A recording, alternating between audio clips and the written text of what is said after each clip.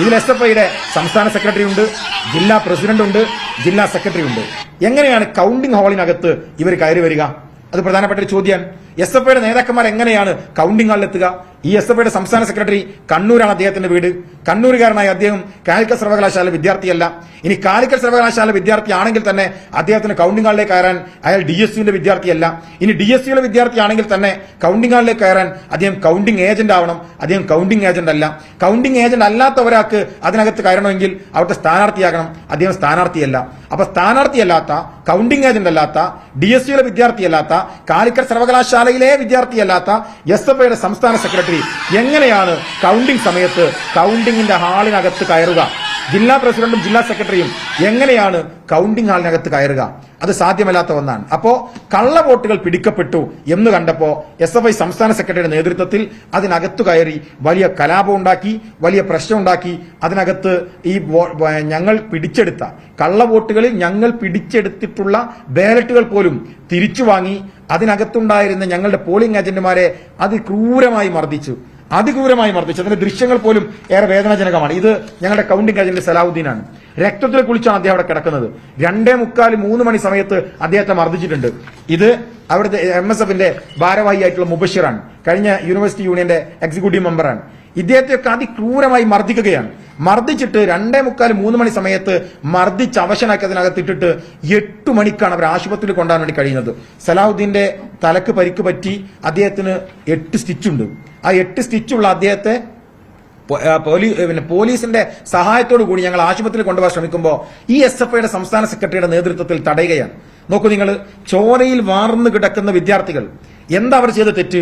SFIയുടെ കൊടി പിടിച്ചില്ല, SFIക്ക് വേണ്ടി മത്സരിച്ചില്ല, ഞങ്ങൾ SFIക്ക് എതിരെ നിന്നു എന്നാണ് അവർ ചെയ്ത തെറ്റ്. അതിക്രൂരമായി മർദ്ദിക്കുക മാത്രം, രക്തം വാർന്നൊഴുകി അവർ ബോധരഹിതരായി കിടക്കുന്ന സമയത്ത് പോലും ആശുപത്രി കൊണ്ടുപോകാൻ സമ്മതിക്കില്ല. ഈ വോട്ടെണ്ണി വിജയം പ്രഖ്യാപിക്കണം എന്നാണ് SFIയുടെ മഹാനായ സെക്രട്ടറി പ്രഖ്യാപിച്ചത്. ഞങ്ങൾ പറയുന്നത് നരഭോജികളെക്കാൾ ഹൃദയശൂന്യരാണ് SFIയുടെ നേതാക്കന്മാർ എന്ന് പറയാതിരിക്കാനാവില്ല. സാധാരണ പ്രവർത്തകന്മാരോ അണികളോ ഒക്കെ ചെയ്യുമ്പോൾ അത് കൺട്രോൾ ചെയ്ത നേതാക്കന്മാരാണ്. ഇവിടെ SFIയുടെ സംസ്ഥാന സെക്രട്ടറിയുടെ നേതൃത്വത്തിൽ തന്നെയാണ് ഈ അക്രമം അഴിച്ചുവിട്ടിട്ടുള്ളത്. കൗണ്ടിംഗ് സ്റ്റേഷനകത്തേക്ക് ഇരച്ചുകയറി വന്നത്. അദ്ദേഹത്തിന് എന്താണ് കൗണ്ടിംഗ് സ്റ്റേഷനിലെ കാര്യം? SFIയുടെ സംസ്ഥാന സെക്രട്ടറി കൗണ്ടിംഗ് സ്റ്റേഷനകത്ത് എന്താണ് കാര്യം? അദ്ദേഹം ഇതുമായി ബന്ധപ്പെട്ട് കൗണ്ടിംഗ് സ്റ്റേഷനിൽ കയറാൻ അനുവദനീയമായ ഒരാളെ അല്ല. അവിടെ ഞങ്ങളുടെ നേതാക്കന്മാരൊക്കെ ഉണ്ടായിരുന്നല്ലോ. എല്ലാവരും പുറത്തുണ്ടാവും, സ്വാഭാവികമാണ്.